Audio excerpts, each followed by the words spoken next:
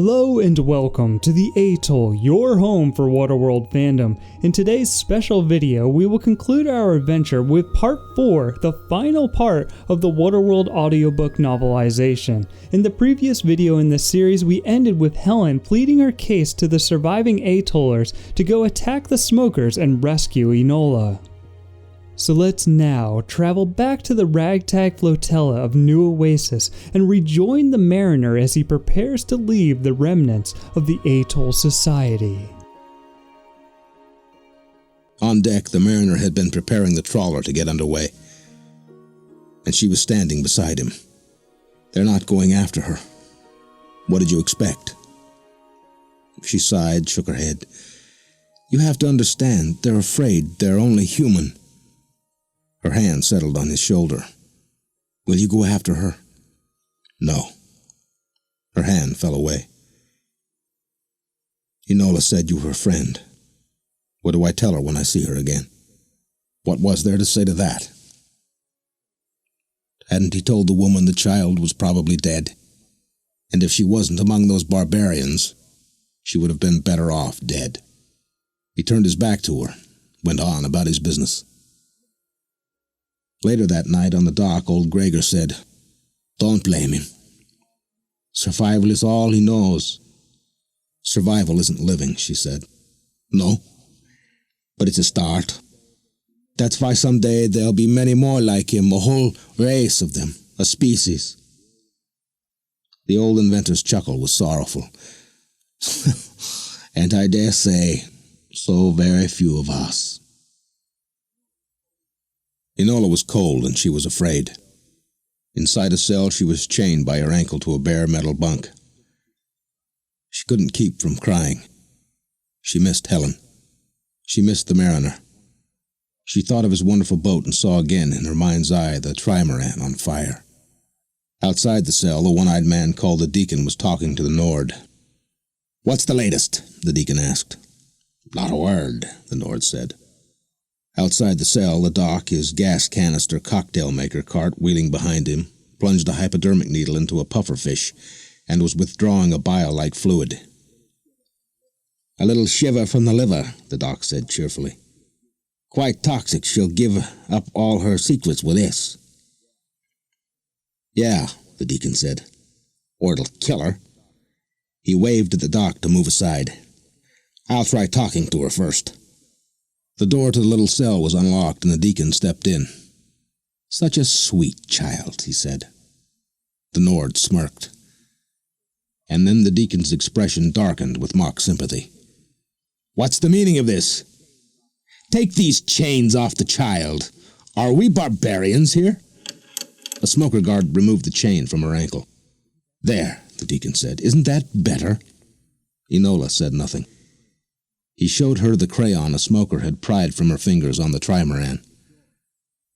It's yours, the Deacon said, if you help me with this one problem. She said nothing. In fact, I believe I have a whole box of these crayons in my storeroom. Would you like them? She said nothing. I should explain, the Deacon said. I mentioned I was a man of God, didn't I? Well, I am, and I got this large congregation. In fact, there's just not enough space on the old D for all these people. Why don't you make less people, she asked. He blinked. Pardon? At the Atoll, she explained, a baby gets born only when there's room. That way there's food and hydro for everybody. The baby too. Well, isn't that a quaint suggestion? But darling, it just don't apply here. You see, we are the Church of Eternal Growth. Too many people aren't the problem. They aren't? No. It's that there's not enough room. Oh. Now, I'm told the tattoo on your back is actually a map of some kind. She nodded. It's the way to dry land, Gregor says. He beamed at her. Now we're getting somewhere. By chance, could you tell me how to read this map? She shook her head no. Well, did your friends ever say anything about it? The Deacon muttered. Your mommy or that big pet fish of yours. Helen isn't my mommy, Enola said. And you shouldn't make fun of my friend. He wouldn't like it. There was a nasty edge in the Deacon's voice now. "Girl, I don't give a flying shit what he'd like. That animal took my eye out. If I ever see him again, I'm going to cut open his head and eat his brain raw. You think he'd like that?" She didn't show him she was afraid.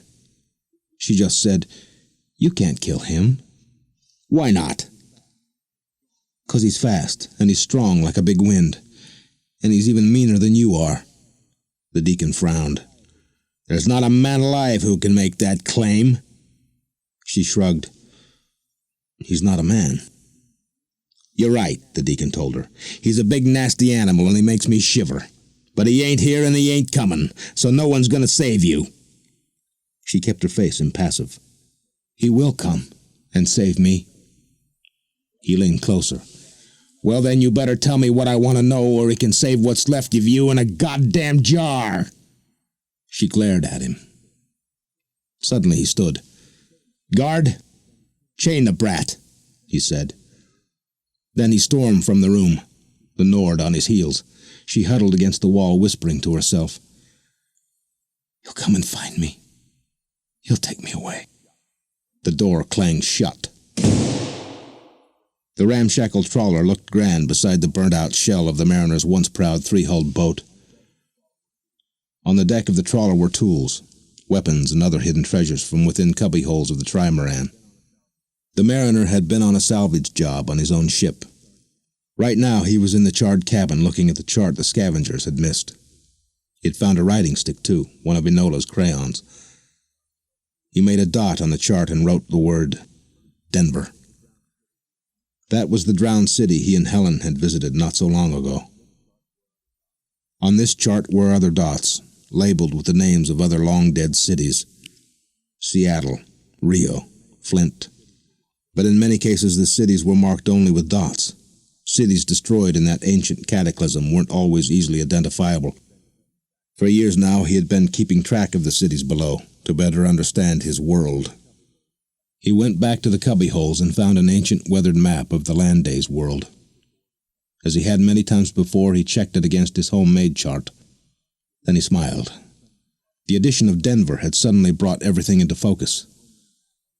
Placing the homemade map on the grandly printed one, all his labeled, dotted cities lined up with the cities so labeled below. Now he could identify the unlabeled dots. And something else clicked. The shotgun blast tore a hole in the night, startling Helen awake.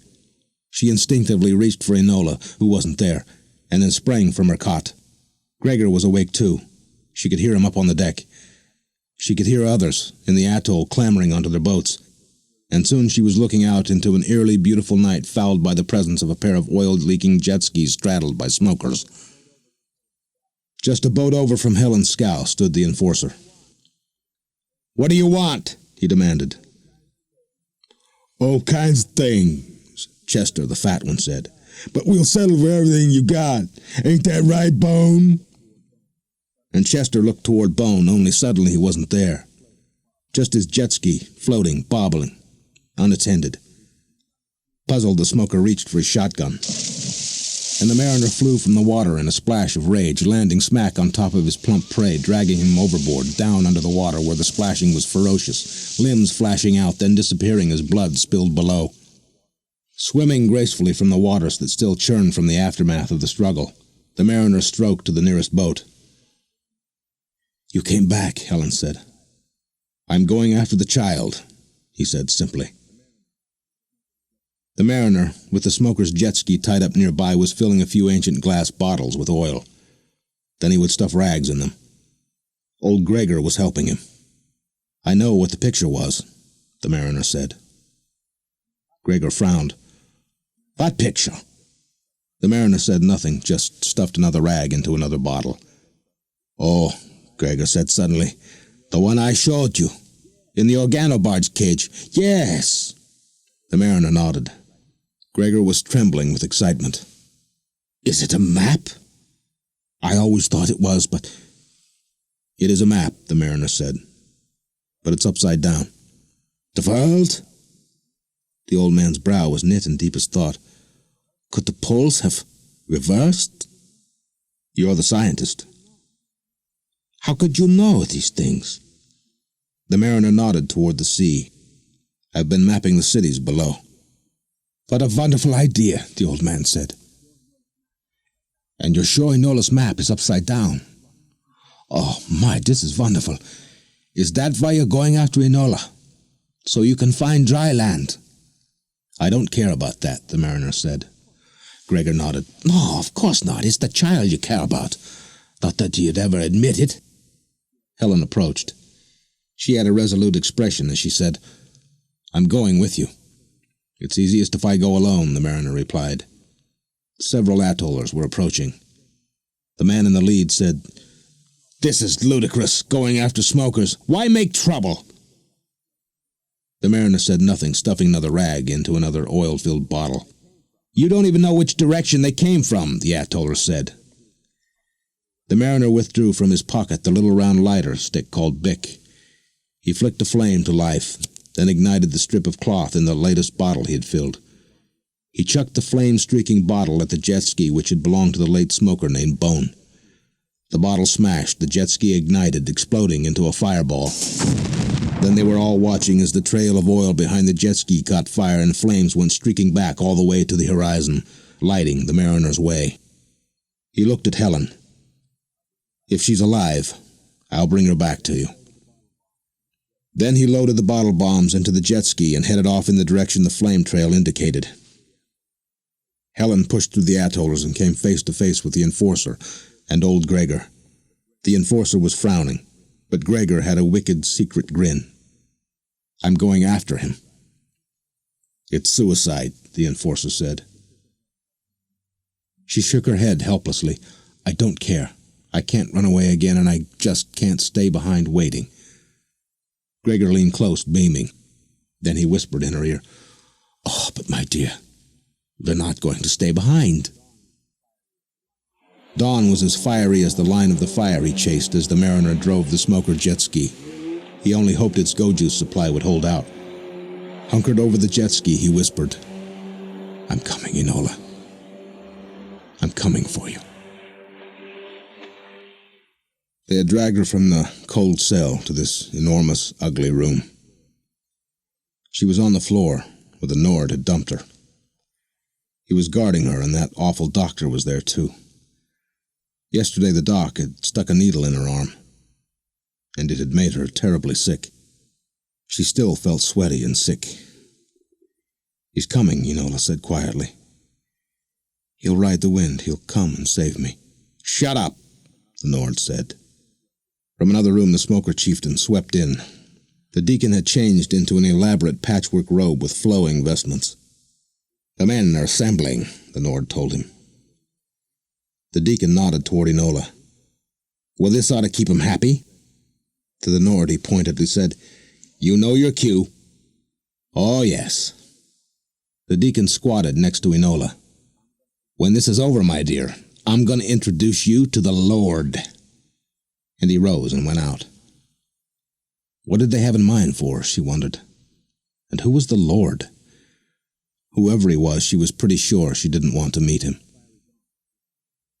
The fiery dawn had given way to a foggy morning, which slowed him. Now voices and clatter and vague shapes were emerging from the distance. He guided the jet ski toward the sounds. Crabs of hell, what was this thing? A ship. He cut his engine and jumped from the bobbing jet ski onto the shelf of barnacles at the ship's base. He began to climb, finding rusted-out holes that provided purchase as he went. Finally, he reached the top and peeked over. And every smoker in Waterworld rushed at him, charging him, screaming bloody murder. Confused, scared witless, he ducked back down, wondering how the hell his secret assault could have been discovered. Then he noticed a rusted-out hole in the bow that allowed him to peek through without sticking his head up over the edge. Through it he could now see smokers, in two ungainly groups, pulling a thick, heavy rope between them. The mariner looked up. Seeming half invisible as it emerged from the fog, came the same battered seaplane that he and his trimaran had battled not so long ago. The mariner watched as the plane's pylons were snagged by the rope, the smokers grunting and groaning as they strained to slow their airship. Then a few yards from the bridge of the ship, the plane and its smoker landing crew finally came to a screeching stop. the men tumbling and bumping into each other but whooping with glee. Another successful smoker landing. He peeked through the rust hole again. Too much activity, too many smokers on deck. And only 2 smokers below him, in jackets and goggles, checking out the empty jet ski. When they finally looked up, the 2 smokers saw, much too late, the mariner dropping down like a stone between them, grabbing onto them in a double headlock, taking them right over the side of their boat and into the water with him. Once underwater, he pulled them down deeper, their air bubbles trailing desperately away, then diminishing to nothing. Not long after, the mariner emerged from the water, alone, and mounted the jet ski, wearing the smoker's goggles and jacket. Smitty was the smoker in charge of the launching room, a good-sized chamber right at water level, allowing smokers to pilot jet skis in and out of the D's. 2 smokers, Truan and Jeanne, had dropped by to hound him about getting their jet skis back up and running. The noise of an approaching jet ski summoned him to the rusted-out opening of the chamber. "Horse," Smitty called. "That you?" "Throttle down on that sucker for crab's sake. Bring it in slow." But there was instead a sudden revving of the jet ski engine. "I said slow, damn it! You're gonna..." And those were Smitty's last words, as the jet ski came flying into the chamber, slamming right into the smoker's chest, killing him. The mariner, his jet ski brought to a stop by a now deceased smoker, found himself with 2 surprised-looking smokers approaching him. "You killed Smitty," one of the smokers said. But the other one was laughing. "Nice landing, dumb shit," the second smoker called out to the mariner. The other one was shaking his head. "That Smitty man, always getting in the way." "Yeah," the second one said. "What a lame brain." And, arms slung around each other's shoulders, the 2 smokers exited the chamber into the ship. Through the roughly sawed-out doorway that led into the bowels of the ship, the mariner stepped cautiously, when suddenly a voice boomed from above his head. "Here he is!" the voice resounded. It was coming from a small box fastened at head level on the steel wall, and it continued on. "Rise up, brothers and sisters, turn your eyes and open your hearts to your humble benefactor, your spiritual shepherd and dictator for life, the Deacon of the D's." Wherever it was coming from, this was nothing the mariner wanted to hear. He smashed the box right off the wall. Truan and Jeanne, the smokers who had witnessed Smitty's terrible accident, returned to the launching chamber, shortly thereafter with a replacement smoker who would take the deceased Smitty's place as master of the launching room. But something just outside the entrance caught their eye. Standing in the very spot where Smitty had stood, Truan looked out at an empty patrol boat and 2 floating smoker corpses. "We got an intruder," Jeanne said. "Shit," Truan said. "And he was right in front of us." "Don't tell the Deacon," Jeanne said. "What, and get killed?" Above them came a roar of the smoker crowd, cheering the Deacon's entrance. Truan considered the consequences for all of them if the Deacon's big night was spoiled by sabotage. And what if this had been the work of that fishman? The D's was rife with rumors of the child captive's murmurings of the demon who would come to save her. "Spread the word," Truan said. "Find him." "Bag and tag?" Jeanne asked. "Bag and tag," Truan affirmed. Standing before a microphone backed up by the doc and his smoker council, the Deacon's words boomed out, not only on deck, but through every corridor and compartment. "Children of the Provider, I have had a vision." "We're tired of visions," a dissenter called. "What about the land you promised?" And other voices chimed in. "Yeah, what about it?" Undaunted, he continued. "A vision so great, so magnificent, that as it came to me, I wept." There was a collective gasp from the sentimental smokers. "I saw the land!" Completely won over, the crowd exploded into cheers. In the Deacon's quarters, Enola huddled on the floor, waiting for rescue. The voice of the Deacon had been coming from a small box mounted on the wall. The Nord was pacing. "We need to go there," the Deacon was saying, "and settle it. Build on it." The mariner moved along a catwalk, keeping to the shadows. All the while, those little talking boxes were emanating the sound of the smoker's leader's voice. He had decided, from the crowd sound that would follow the Deacon's pronouncements, that the bulk of the smokers were gathered in one place. We're gonna mechanize, modernize, and otherwise monopolize that whole big pile of dirt, the deacon was assuring his congregation. Footsteps on the middle walkway announced company. Just past the rail, a heavy hanging chain beckoned him. He grabbed hold and started to climb. In the deacon's quarters, the Nord was listening for his cue.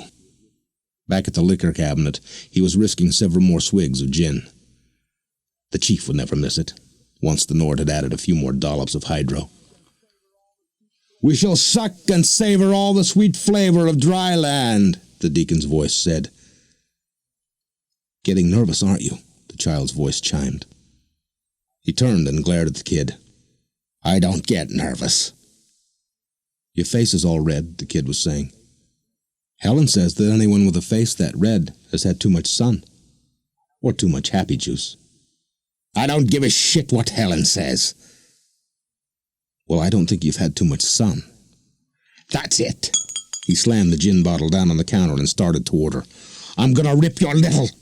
The cabin door opened, and Doc stepped in. Almost time, he said. Something wrong? No, the Nord said. We were just talking about her friend. The fish man? Actually, the Nord said, about the woman. Says her name is Helen. What's your other friend's name, dear? The doc asked. He doesn't have a name, she said. Really, the doc said. That's right. You know why? Why don't you tell me, dear? It's so death can't find him. The doc glanced at the Nord. It was a ghastly look, even for the doc. He doesn't have a home, either, the child said. He's not afraid of anything, men least of all. He can hear hundreds of miles underwater, and he can see hundreds of miles underwater, too. Shut up, the Nord said, fingering the hilt of the blade on his belt. But the kid didn't stop. He can hide in the shadow of a noon sun. He can come up right behind you, and you won't even know it, till right before he makes you dead. The Nord hurled the knife, and it whizzed past the child's cheek, thunking into the arm of the chair. But the kid barely blinked. He'll come back for me, she said. He will. Wait and see. And with his face very close to hers, the Nord said, Well, I hope he does come back for you.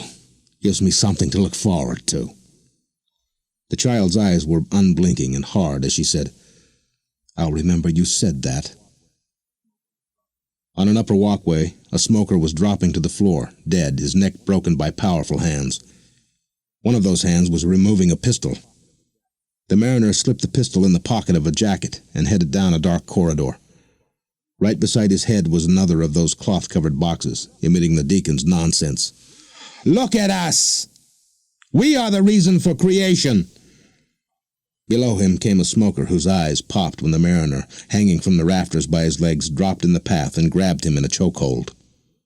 Pulling himself up with his legs, the mariner also pulled the smoker up, a good 2 feet off the floor. Dry land's not just our destination, but our destiny! The attack had been so sudden the smoker could do little about it. The smoker seemed to nod in agreement, but it was just one last twitch before he died. Show me the way, I beseech the great provider. How shall I find this place? The mariner dropped to the floor. He got himself a few more weapons off the body before trotting on. And the great provider said to me, A child shall lead you. In the deacon's quarters, the Nord grabbed the child. Lucky you, the Nord told her. That's your cue. The deacon looked out on the rabble on the deck of the D's and said, Behold, the instrument of our salvation! And he gestured toward the Nord, dragging the child with him. The child who would lead them. Holding her up like a trophy, the Nord displayed the girl to the teeming riffraff below, and the deacon bade his second in command to display the markings on the girl's back to the cheering crowd. They were stunned into awestruck silence. She is our guide in the wild, the deacon intoned. She is our beacon in the darkness, and she has shown me the path. The smokers bellowed their approval. Good pilgrims all, the deacon told them. Our destiny is at hand. This is the moment we've been waiting for. Get this tub of shit up to speed. and then the deck began to empty. As the Deacon's flock ran to take their stations, within the D's smokers began cascading down poles, coming down ladders, sliding down ropes and chains. Outside, cables began to stretch from the ship's bow to tugboats whose engines whined and groaned, straining. But the tugs weren't enough, the vast ship remaining motionless until, through rusted-out holes from stem to stern just above the waterline, oars extended, grabbing water. As for the first time in centuries, the Exxon Valdez left port. Oozing satisfaction, he told the doc, "We're moving." The doc frowned, puzzled. "In what direction?" "I haven't the foggiest damn idea," the Deacon said. "They'll row for a month and not figure out I'm faking it. But get serious," the Deacon said. "I'm not telling those animals we haven't figured out the map yet. But I gotta keep 'em busy till I do. I promised them results and they'll get results, if I have to cut the map off that kid's back." The Deacon glanced down at the nearly empty deck. "Who is that?" One smoker in goggles and jacket remained. "Why aren't you rowing?" the Deacon demanded. The smoker took off his goggles and the Nord gasped. "Crabs of hell, it's him!" The child stepped forward, beaming. "It is him." Then, looking from the Deacon to the Nord, she said, "Boy, are you guys in a lot of trouble." She rushed to the railing and began to wave enthusiastically, so the Deacon whacked her in the head as the Nord pulled her back. "I'll be damned," the Deacon said. "The gentleman guppy." "All I want is the girl," the fishman said. The Nord whispered harshly to the Deacon, "Cut her throat, right in front of him." That made the Deacon smile, but then reality set in. "We can't. Not till we find out where dry land is." "You said it yourself," the Nord said. "Kill her and skin her, and you'll have your damn map." No, the Deacon said. "She's become a symbol to my congregation. You don't butcher a religious artifact, I'm afraid." "I did like it in theory, though." From below came the fishman's demand. "Well, give me the girl. Copy the map off her back first, I don't care, but just set us adrift and we'll call it even." "I always thought you were stupid, my fine fishy friend," the Deacon said, "but I underestimated you. You're a complete imbecile. What on this screwed-up Waterworld makes you think I'm going to give her to you?" The fishman pulled a flare from the smoker's jacket and popped it alight. He had the glowing stick right over the shaft where not long ago a hose had been used to refuel the seaplane. "You know where this leads," the fishman said. "I drop it and you burn." From behind the Deacon came the doctor's pitiful voice. "We'll all burn." The Deacon merely smiled down at the fishman. "Let's not do anything rash." The child was openly frightened now. "He'll do it," she was saying. The Deacon threw his hands in the air. "You're going to die for this little friend of yours? And kill her too, doing it?" The fishman shrugged. "If it comes to that." The Nord glared down at the man. "He's bluffing." "He's not bluffing," the child's voice chimed. "He never bluffs." "Shut up," the Deacon said. Then he spoke down in that reasonable tone again. "I don't think you're going to drop that torch down that hole, my friend." "And why is that?" "Because you may be stupid," the Deacon said. "But you're not crazy." The fishman locked eyes with the Deacon. "You should have smiled when you said that." And he opened his hand, the flare tumbling down into the shaft on its way to the oil. The Deacon's anguished cry, "No!" was an unnecessary alarm bell. His smoker advisors were already scrambling through a doorway off the bridge. "Don't just stand there," the Deacon shouted to the Nord and a pair of his most trusted guards. "Kill him!" Down on the deck, the mariner was taking off running, and the Nord, the pair of smokers trailing him, stormed after him. The Deacon's mind was whirling, and his eyes landed on the spot where the child had been, but she was gone. Meanwhile, the fiery flare finally splashed into the oil. The Deacon's human depth gauge looked toward the sound of the splash, and he saw a wall of flame racing toward him, a sudden death on its way to embrace him. And the storm of flame exploded, igniting a larger explosion that sent a fireball shattering through a rotten bulkhead. Rumbling explosions began in the bowels of the ship. The Deacon was fleeing down a corridor. His floating castle was doomed, and his idiot army was dying. But he already had a new plan. He could pilot the scout seaplane, but before he made his way back to the deck, he needed to find his map, his human map. The mariner, seeing the Nord and the pair of smokers coming down the metal stairs from the bridge, had ducked down the rough sawn hatchway. He needed to get back up on the bridge, where he could search for the child. She wasn't down below. There was nothing but fire and continuing explosions. Smoke was seeping up through the rust holes in the floor. He rounded a corner, stopping short on a yawning hole that suddenly ended the corridor, and all the corridors below it. Several smokers on the other side of the hole were trying to leap it and were hurtling themselves down, screaming into flames licking up. Reluctantly, he backtracked and took stairs down to a walkway that was taking him deeper into the recesses of a dying ship. Enola was up there, and here he was, forced to go down. The Nord, with a pair of smokers tagging along, had dropped through the hatchway in pursuit of the fishman. Gunfire below indicated the fishman may have gone down in order to work his way back up to search for the child. The Nord had an idea. He gathered his men and headed down to where his master's chariot sat awaiting a man with initiative. And soon, gathering enough stray smokers to get behind it and push, he was popping the clutch, savoring the roar of the engine lurching to life and rumbling off to go fishing for manfish by Deacon mobile. The mariner had seen landboats before, but only dead ones. This landboat, with the crazily smiling Nord hunkered over its wheel behind its curved glass windscreen window, was very much alive, its engine thundering, and the mariner on a pulley chain was unintentionally swinging directly into its path. A smoker in the seat beside the Nord was aiming a rifle at the mariner.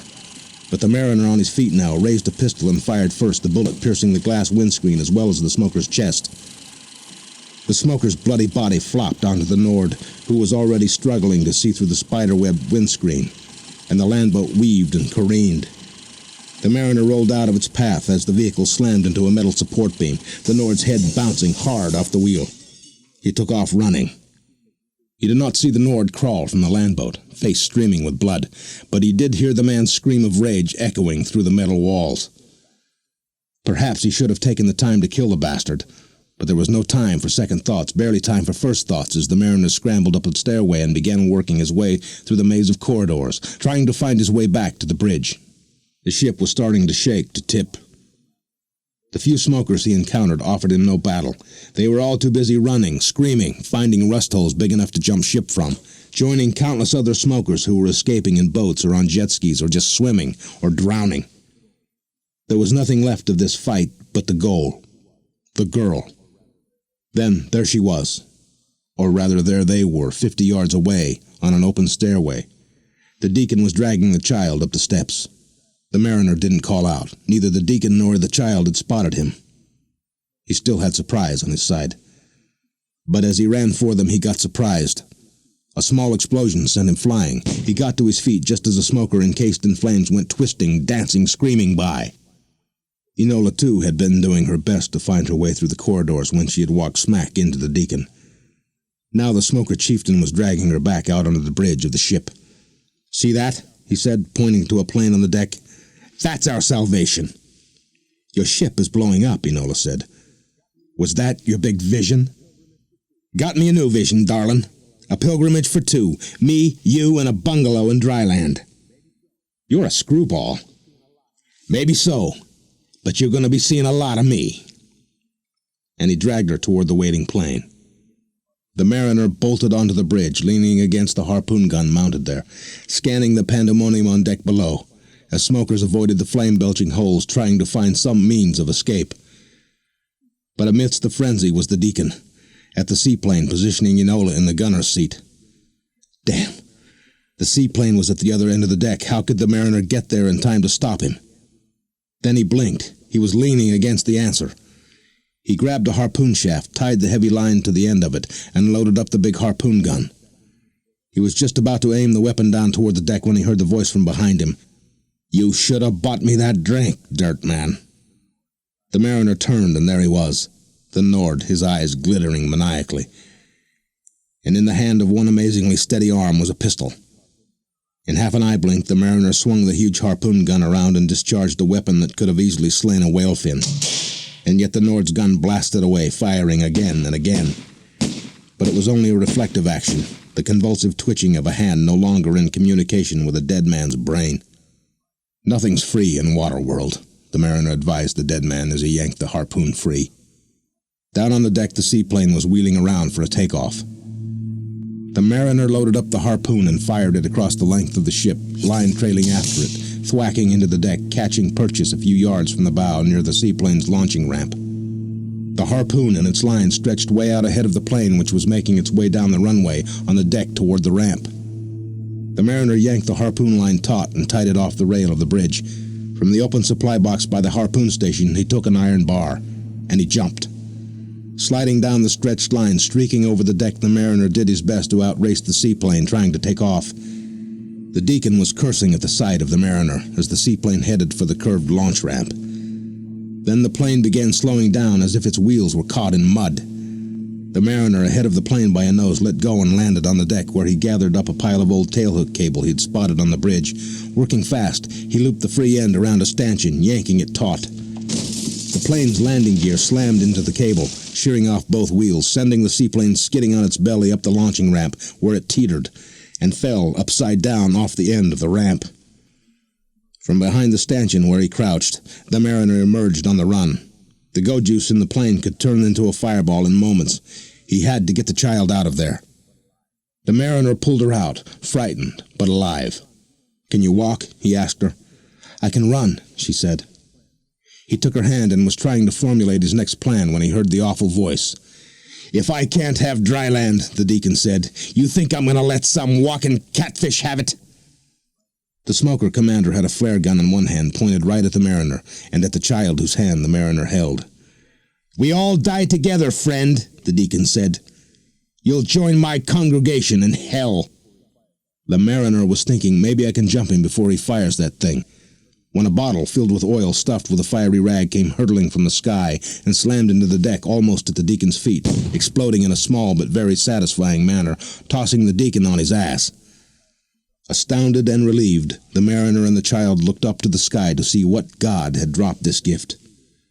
And there, sailing above the deck of the D's, was old Gregor's balloon. But this was a fortified version, a new, bigger, battle-ready basket with metal sheeting protecting both the basket and the underside of the balloon itself. Over the bulletproof armor plating peeked three welcome familiar faces: Gregor, Helen, and the enforcer, who had another bottle bomb in hand, ready to light it. "Enola," Helen called, dropping a line over the side. Before they could grab hold, a massive blast erupted, cutting the ship in two, making it jackknife.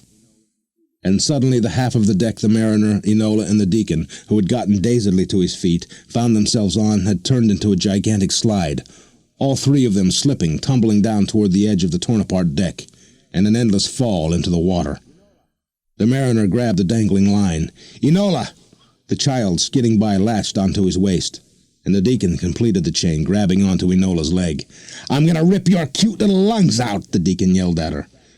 "You talk too much," she shouted, and reared back her free foot and slammed her heel into the Deacon's left eye, his bad eye, the lens shattering, the Deacon howling and letting go. He went sliding down the deck and dropped off the edge.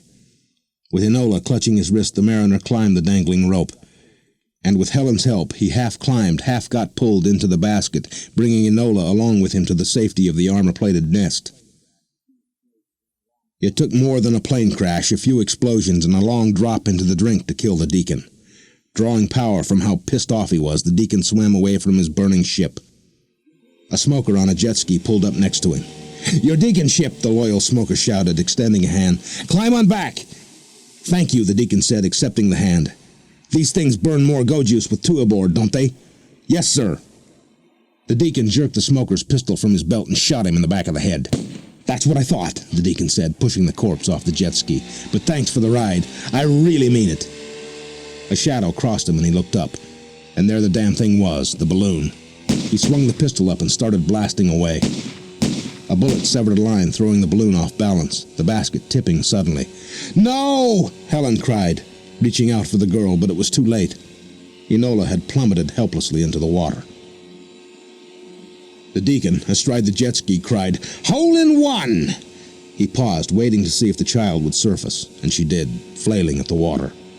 Then he gunned the engine, even as he waved the other smokers on jet skis to join him. His troops were greatly reduced, but a trio of smokers came angling toward him. The Deacon withdrew a machete from the scabbard on the jet ski and carved at the air with it. Laughing, he had lopped her head off and dragged the maps of her corpse along with him. Seeing their leader pull a weapon, the smokers, coming from their various angles, converging on the child who was treading water now, filled their hands with their bulky patchwork pistols. From 4 directions, the trio of smokers and their glorious leader closed in on the tiny bobbing target. Above, the mariner was reeling in the line. As he pulled the line quickly in, he relished the flexible consistency of it. It wasn't rope, but something very precious in Waterworld. Rubber. He bent and tied the end of the line around his ankles, and in as graceful a swan dive as Waterworld had ever seen, he plunged from the basket into the sky, the rubber line trailing behind him. The mariner yelled, "Enola!" And she glanced up as he dipped down and caught her by the arms before the rubber line recoiled, snapping the mariner and his precious catch back into the sky. Right before he collided with the other 3 jet skis, the Deacon had a final vision. His own death. He raised his arm, shaking a protest at the sky, but it didn't last long.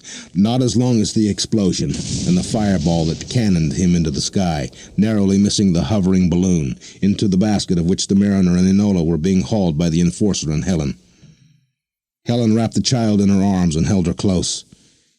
Enola turned to look back at the mariner. "I was swimming."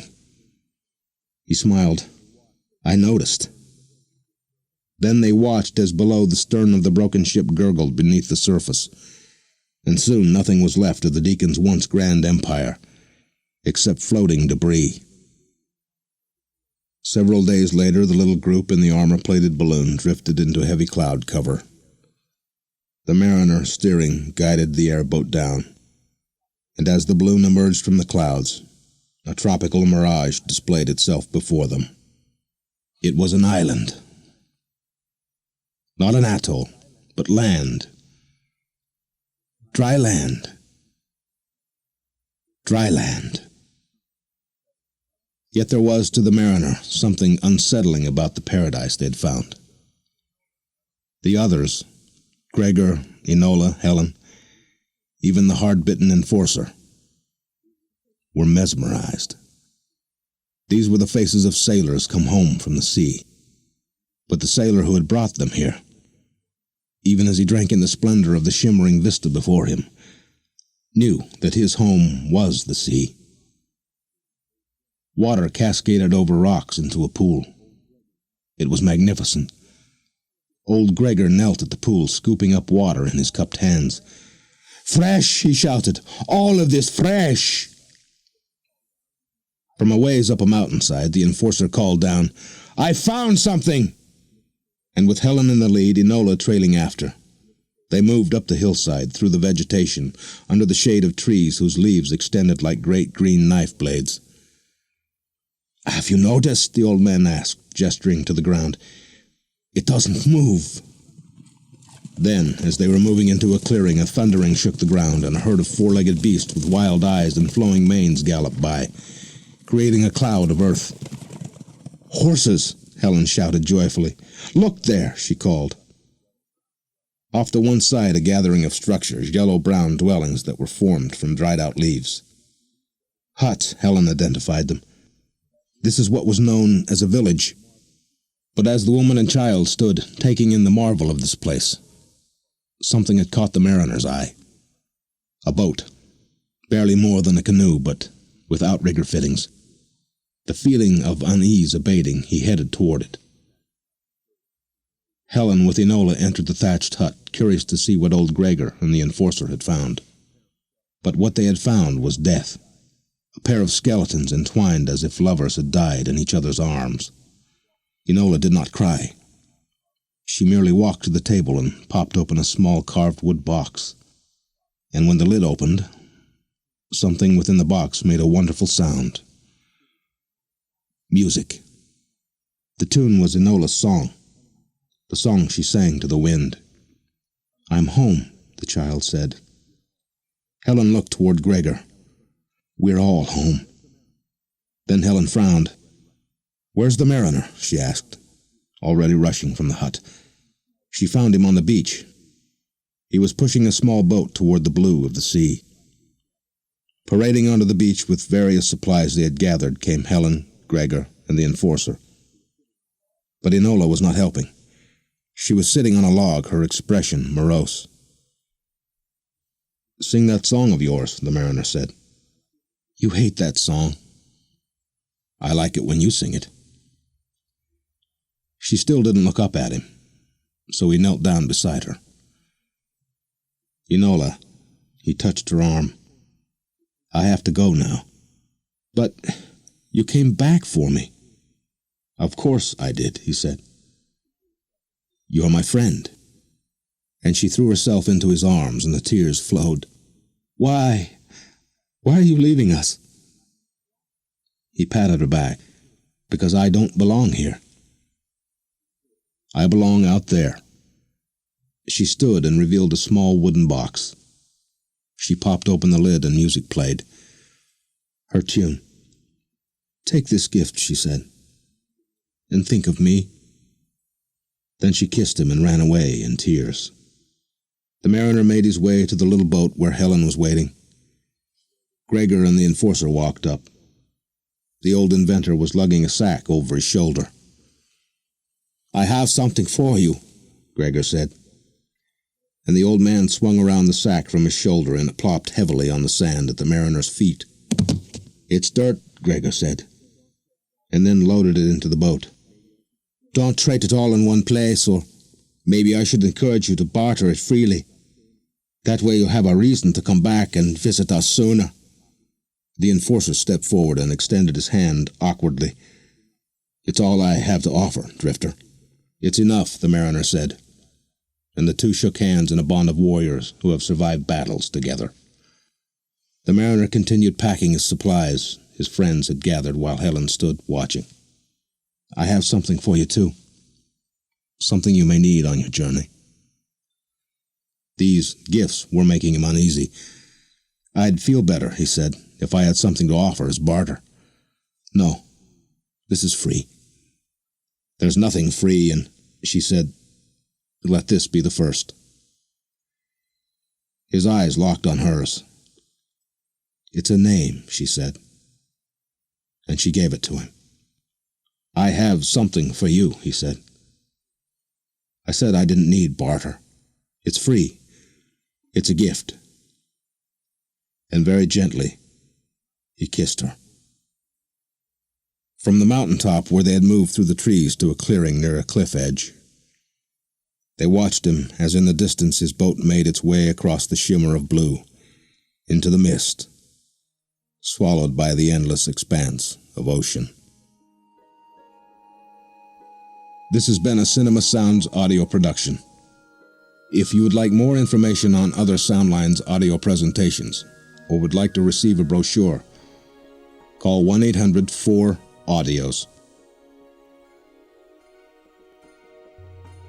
And so there you have it. That is part 4, the final part of the Waterworld audiobook. We began with the mariner leaving the surviving atollers of New Oasis and concluded with our companions finally finding the fabled dry land. This concludes this video series, but before you go, remember to give this video a like and subscribe to the channel for all sorts of deep dives into the production of the film to the universe's lore, as well as collecting videos that look at rare and forgotten Waterworld artifacts. We have tons more videos planned, and currently we are on our path to 1,000 subscribers, so by subscribing now, you will help us achieve this pivotal goal in the channel's growth. Also, follow the Atoll on Instagram for even more Waterworld content, link in the description below. But with that, thanks, as always, for joining me at the Atoll.